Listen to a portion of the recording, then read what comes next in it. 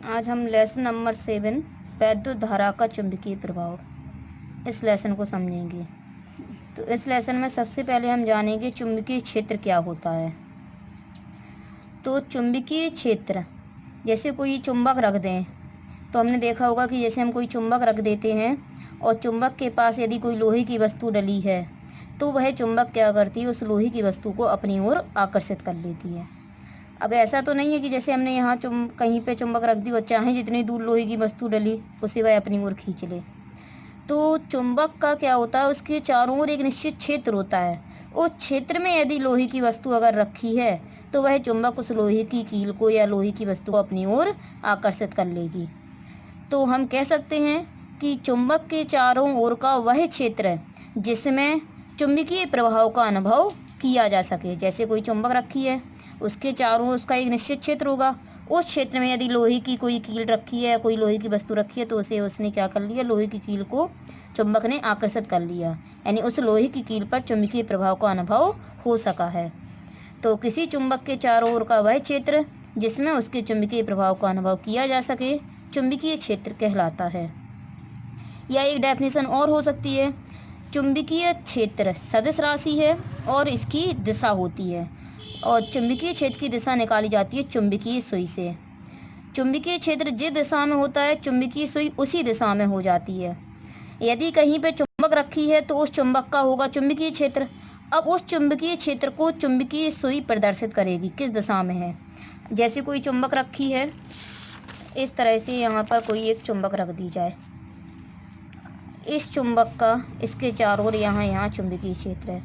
अब इस चुंबकीय क्षेत्र में हम क्या करते हैं, कोई चुंबक की सुई रख दें। इस चुंबक के कारण मान लो इस बिंदु पर चुंबकीय क्षेत्र इस दिशा में है, तो अगर हम यहाँ पर चुंबक की सुई रखेंगे तो चुंबकीय सुई की दिशा यहीं की ओर होगी। इस बिंदु पर मान लो चुंबकीय क्षेत्र इस दिशा में है, तो यहाँ यदि चुंबकीय सुई रखेंगे तो चुंबक की सुई इस दिशा में होगी। अब यदि हम कोशिश करें कि उस चुंबकीय सुई को घुमाकर इस दिशा में कर दें, तो हम हाथ से घुमाकर तो उस चुंबकीय सुई को इस दिशा में कर देंगे, लेकिन चुंबकीय क्षेत्र तो इस दिशा में है, तो हाथ से घुमाकर जब हम चुंबकीय सुई को इस दिशा में करेंगे और छोड़ेंगे तो अपने आप घूमकर फिर इस दिशा में हो जाएगी। हम कोशिश करें कि हम चुंबकीय सुई को इस दिशा में रख लें, ऐसा रख दें, तो हम ऐसा हाथ से घुमाकर तो कर देंगे, लेकिन छोड़ने पर फिर वह इसी दिशा में हो जाएगी। इससे क्या होगा कि इस चुंबकीय सुई घूम रही है, किसके कारण घूम रही है, इस चुंबकीय क्षेत्र के कारण। यदि यहाँ चुंबकीय क्षेत्र ना हो तो चुंबकीय सुई को हम इस दिशा में चाहें तो ऐसा रख सकते हैं, ऐसा चाहें तो ऐसा रख सकते हैं, लेकिन यहाँ इस चुंबक के कारण चुंबकीय क्षेत्र है और इस बिंदु पर चुंबकीय क्षेत्र की दिशा यहाँ की ओर है, तो वह चुंबकीय सुई इसी दिशा में रहेगी। हम कोशिश भले ही कर लें किसी भी दिशा में लाने की, लेकिन इस चुंबकीय क्षेत्र के कारण उस पर बलागुर लगेगा, जिसके कारण वह चुंबकीय सुई एक निश्चित दिशा में आकर ठहरेगी। तो इसे कहते हैं चुंबकीय क्षेत्र, यानी चुंबक के चारों ओर का वह क्षेत्र जिसमें यदि किसी बिंदु पर चुंबकीय सुई को रख दें तो उस चुंबकीय सुई पर एक बलागुर कार्य करने लगता है, जिसके कारण चुंबकीय सुई घूमकर एक निश्चित दिशा में ठहर जाती है, उसे चुंबकीय क्षेत्र कहते हैं। इसके बाद है ऑस्टर्ड का नियम। ऑस्टर्ड एक वैज्ञानिक थे जिन्होंने एक प्रयोग किया था।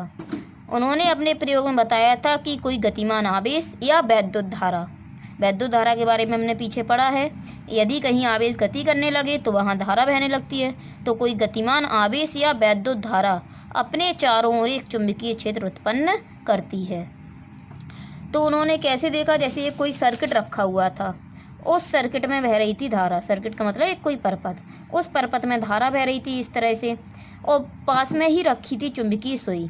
हम जानते हैं कि चुंबकीय सुई हमें चुंबकीय क्षेत्र की दिशा बताती है। अब देखा गया कि जब कोई सर्किट में धारा बह रही है तो मान लो उसके कारण चुंबकीय सुई इस दिशा में थी। अब उन्होंने देखा कि इस धारा के मान को उन्होंने शून्य कर दिया, इस परपथ में जो धारा बह रही थी उस धारा के मान को शून्य कर दिया, तो देखा कि चुंबकीय सुई ऐसी ही हो गई। अब उन्होंने धारा के मान जितना बह रही थी फिर से उतनी ही धारा बहने लगी इस परपथ में, फिर देखा सुई इस दिशा में आ गई। धारा के मान को धीरे धीरे बढ़ाने लगे, चुंबकीय सुई की जो दिशा है वो भी बदलने लगी। कम करने लगे तो उसके विपरीत दिशा में सुई जाने लगी।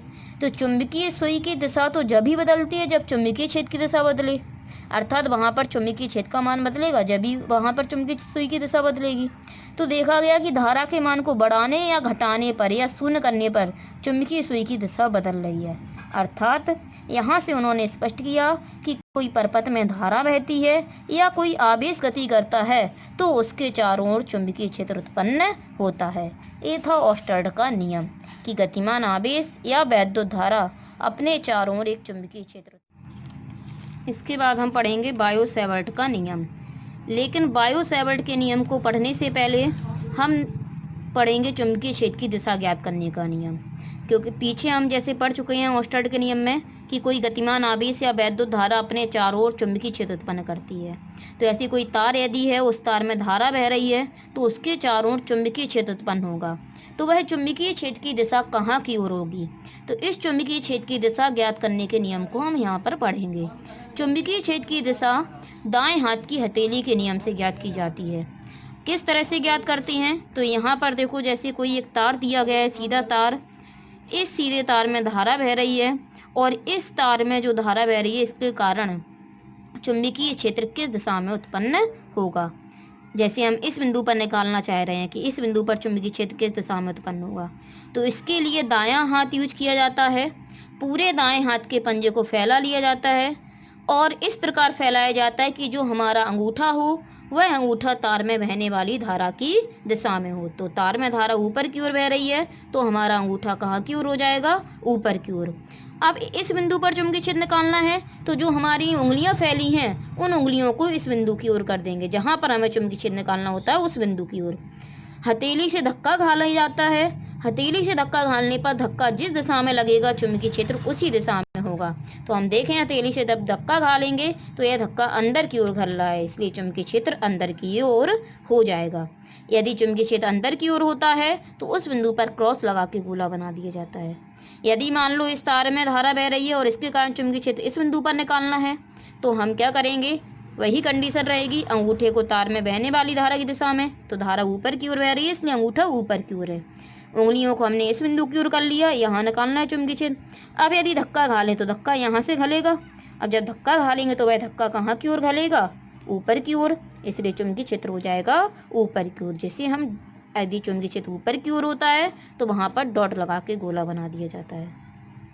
यदि मान लो इस तरह से दे दिया जाए कोई तार, इस तार में धारा नीचे की ओर बह रही है, एरो बना है, ये नीचे की ओर धारा बह रही है, इस बिंदु पर निकालना है चुंबकीय क्षेत्र, तो दाएं हाथ के पूरे पंजे को फैलाएंगे, अंगूठे को तार में बहने वाली धारा की दिशा में करेंगे। अब यदि इस बिंदु पर चुंबकीय क्षेत्र निकालें तो हम देखते हैं कि इस बिंदु पर जब चुंबकीय क्षेत्र निकालेंगे तो धक्का अंदर की ओर घल रहा है, इसलिए इस बिंदु पर चुंबकीय क्षेत्र हो जाएगा अंदर की ओर। और यदि चुंबकीय क्षेत्र अंदर की ओर है तो हम क्रॉस लगा के गोला बना देंगे। इस तरह से चुंबकीय क्षेत्र की दिशा दाएं हाथ की हथेली के नियम से ज्ञात कर सकते हैं। लेकिन यदि सीधा तार है तो हम इस तरह से निकालेंगे, और यदि मान लो कोई वृत्ताकार तार है, कोई मुड़ा हुआ तार है, जैसे मान लो इस तरह का कोई एक तार है और इस तार में धारा इस तरह से बह रही है, तो फिर चुंबकीय क्षेत्र कैसे निकालेंगे? तो निकालने के लिए कंडीशन वही है कि हम अपने दाएं हाथ का यूज करेंगे। चुंबकीय क्षेत्र की दिशा ज्ञात करने के लिए दाएं हाथ का ही यूज करते हैं। लेकिन अगर कोई वृत्ताकार यानी कोई मुड़ा हुआ तार है तो हम क्या करते हैं कि हमारी जो उंगलियां हैं उन उंगलियों को जिस दिशा में धारा बह रही है उसी दिशा में मोड़ देंगे। तो हम देखते हैं कि धारा ऐसी बह रही है तो इन उंगलियों को ऐसा मोड़ देंगे। जब इस तरह से मोड़ेंगे तो हम देखते हैं कि हमारा जो अंगूठा है वो नीचे जा रहा है यानी अंदर जा रहा है, इसलिए चुंबकीय क्षेत्र अंदर की ओर हो जाएगा। मान लो धारा इस तरह से बह रही होती, उल्टे एरो बना देते, उल्टी डायरेक्शन में बह रही होती इस तरह से, तो हम अंगूठे को उंगलियों को इस तरह से मोड़ देते। धारा जिस दिशा में बहे उसी दिशा में उंगलियों को मोड़ दो।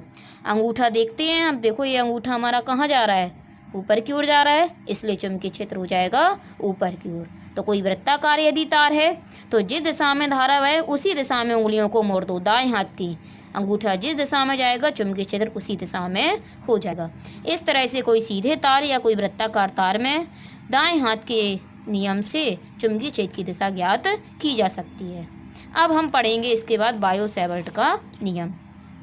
तो बायो और सैवर्ट दो वैज्ञानिक थे। इन्होंने बताया कि कोई धारावाही चालक है। धारावाही चालक मतलब एक ऐसा चालक जिसमें धारा बहती है।